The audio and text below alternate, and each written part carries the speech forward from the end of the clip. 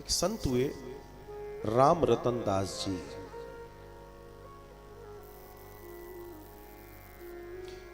जो राम नाम की पूजा करते थे, राम की नहीं, राम नाम की पूजा करते थे।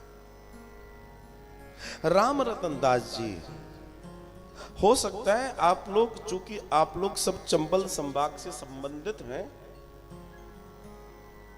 इधर उधर चले गए हैं तो क्या हुआ, लेकिन राम रतन दास जी को आप एक दूसरे नाम से जरूर जानते हैं। बोल पटिया वाले बाबा की जय। ये वही है।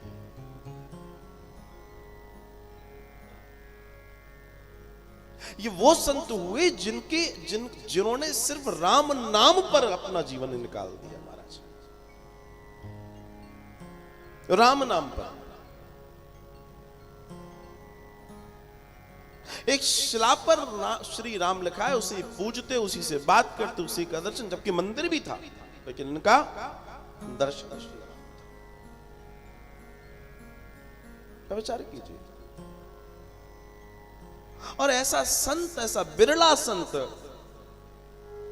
जिसके मुख से हमेशा बस निकलता सीताराम सीताराम सीताराम। जो लोग ये कहते हैं कि हम दर्शन करेंगे, मूर्ति देखेंगे, सारी चीज, मैं इसके लिए कोई वो नहीं कहता, सबका अपना अपना दर्शन है, लेकिन इसके ऊपर की चर्चा मैं करना चाहता हूं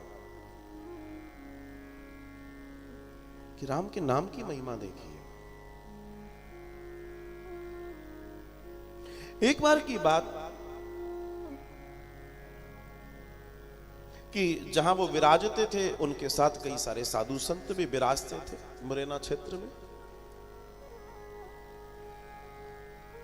और भजन बड़ा प्रगाढ़ था साहब। ऐसा वैसा भजन नहीं था, बहुत प्रगाढ़ भजन था। राम राम सीताराम। तो एक बार आकर उनसे जो छोटे महाराज जी थे, उन्होंने आकर कहा कि प्रभु महाराज जी, अन्न सामग्री सारी समाप्त है, भोजन सामग्री अब कुछ नहीं है, शाम का भंडारा हो जाएगा, उसके बाद तो सबको भूखा रहना पड़ेगा। उन्होंने बोल दिया सीताराम। अब दूसरे दिन शाम को हो गया, जो सब निपट गया, सब कुछ नहीं। ये सत्य घटना मैं आपसे कह रहा हूं, राम जी के नाम की महिमा बता रहा हूं। भोर का समय वो उठे और उन्होंने फिर कहा कि आज भोजन के लिए कुछ भी नहीं है, ठाकुर जी को भी भूखा लगेगा। वो मुस्कुराए, बोले सीताराम। और वो गए बड़े प्रेम से।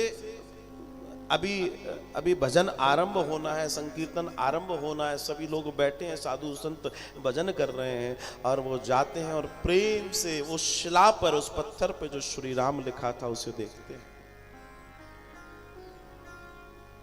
और उसे देखकर बड़े प्रसन्न भाव से उन्हें देखते हैं, जैसे साक्षात सीताराम के दर्शन कर रहे हो महाराज, और उनको स्पर्श कर कर आकर बैठ जाते हैं। संकीर्तन में संकीर्तन चलता है, संकीर्तन चलता है, तब घटना ये घटती है, जो नूराबाद है,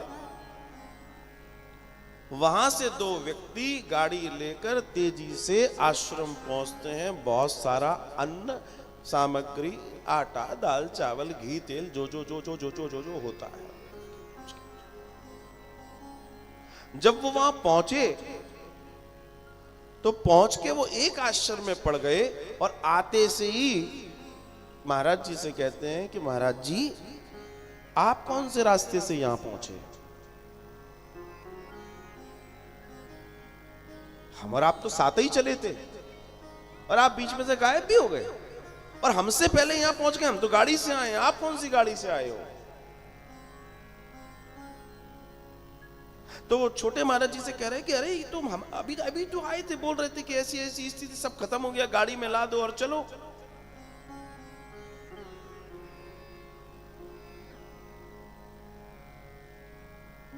अब महाराज जी कुछ नहीं बोले। उन दोनों ने कहा कि नहीं नहीं, तो महाराज जी फिर निकले तो उनको फिर रास्ते में, प्रभु आप यहां कैसे पहुंचे, समझाओ।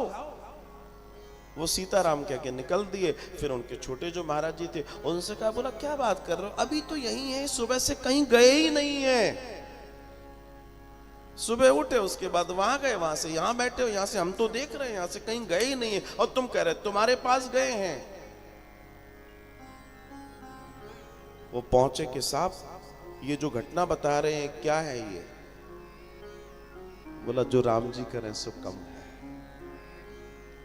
वो करे हम इतने धन्य धन्य हो गए कि आज गुरुदेव हमारे घर पर, हमारा घर पवित्र हो गया, हमारा जीवन पवित्र हो गया कि गुरुदेव हमारे घर पर आए। वो गुरु को जानकर इतने प्रसन्न है। जब उनको ये पता पड़ा दोनों को, वो गुरुदेव नहीं साक्षात राम गए थे तुम्हारे घर पर, कल्पना कीजिए उनके ऊपर क्या गुजरा।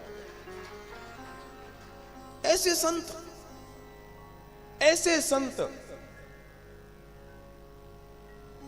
विचार कीजिए। राम नाम का दर्शन बताना चाहता हूं सिर्फ मैं। लोग कहते हैं गुरुजी कुछ बताइए, बड़ी गड़बड़ है भैया, भगवान का नाम ले ले, नहीं वो सब ठीक है, कुछ और बताओ। इससे बड़ा क्या हो सकता है, और इससे बड़ा है भी क्या। उसके बावजूद जो जो सब पर कृपा कर रहा है, बस तुम बिलीव नहीं कर पा रहे हो, क्योंकि तुम जान नहीं पा रहे हो, तुम्हारे जीवन में कथा नहीं है, तुमने पढ़ा नहीं है, तुमने सुना नहीं है, इसलिए तुम्हें विश्वास नहीं है सिर्फ। और तुम्हारी गलती नहीं है, तुमने सुन लिया होता, पढ़ लिया होता, तो तुम्हारा बिलीव होता।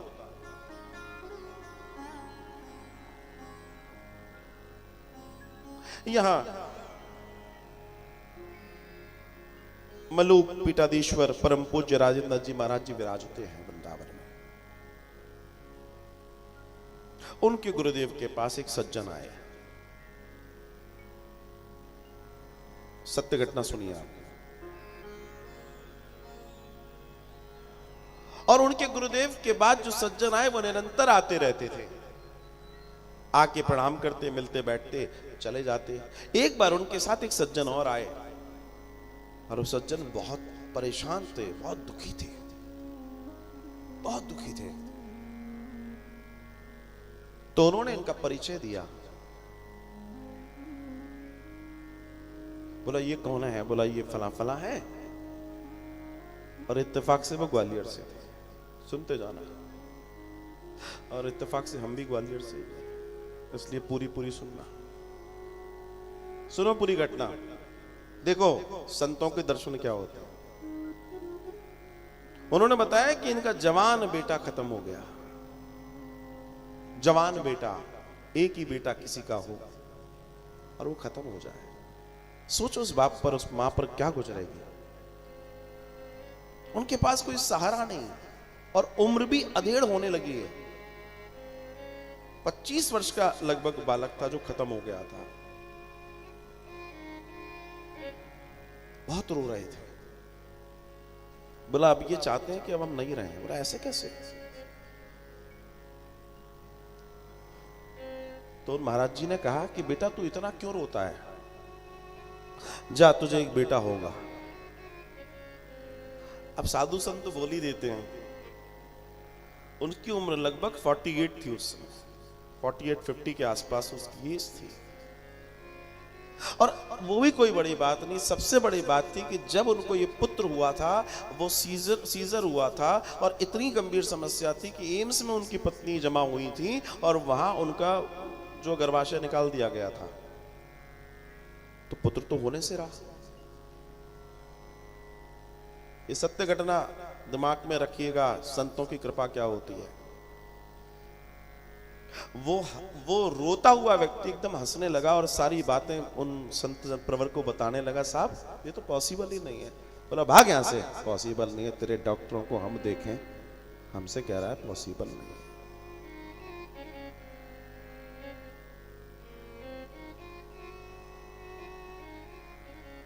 1.5 साल बाद वो व्यक्ति अपनी गोद में एक पुत्र को लेकर अपने पत्नी के साथ ढोग लगाने आता है। And it was miracle. वो डॉक्टर एम्स से आकर ये देख रहा है कि ये ऑपरेशन मैंने किया था, गर्भाशय मैंने निकाला था, how it is possible? Possible ही नहीं है, ये विज्ञान के खिलाफ है। लेकिन संत की निकली हुई वाणी विज्ञान से ऊपर है। और सिर्फ पुत्र नहीं, बाद में एक पुत्री भी हुई और आज भी वो परिवार है। ये कोई बहुत पुरानी घटना नहीं।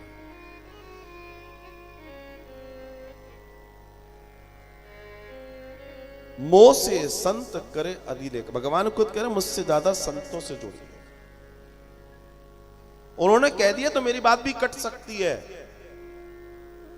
भगवान श्री कृष्ण अर्जुन से कहते हैं, अर्जुन तुम मुझसे कुछ मांग, युद्ध क्षेत्र की घटना है ये। अर्जुन तू कुछ से मांग, तू कुछ बोल, कुछ क्या चाहिए? अर्जुन ने कहा अरे साहब मुझे क्या, आप ही कुछ बोल दो, क्या दोगे? नहीं नहीं, बोला मुझे मेरा भरोसा नहीं है, मैं झूठ भी बोल सकता हूं, मैं नियम भी तोड़ सकता हूं। भगवान कह रहे हैं क्यों? बोला मैंने कहा था मैं इस युद्ध में हथियार नहीं उठाऊंगा, मैंने उठाए ना, लेकिन अगर मैंने अपने भक्त से अगर कोई वादा कर दिया तो उसको तुम्हें 100% पूरा करता हूं, इसलिए तू मांग।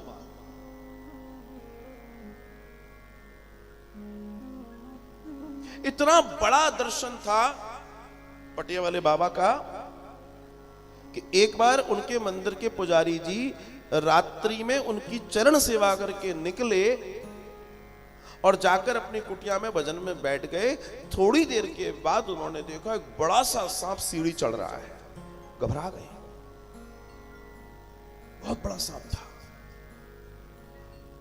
तो लाइट नहीं थी उस समय, तो गुरुदेव के पास एक टॉर्च हुआ करती थी। अब वो अपने शयन कुटिया में है, उनके सिराने टॉर्च रखी है। तो पुजारी जी जब दौड़े दौड़े गए बोला कुछ नहीं है, जान बड़ी चीज है, वो सांप कहीं इधर उधर ना घुस जाए, उनकी कुटिया में ना घुस जाए।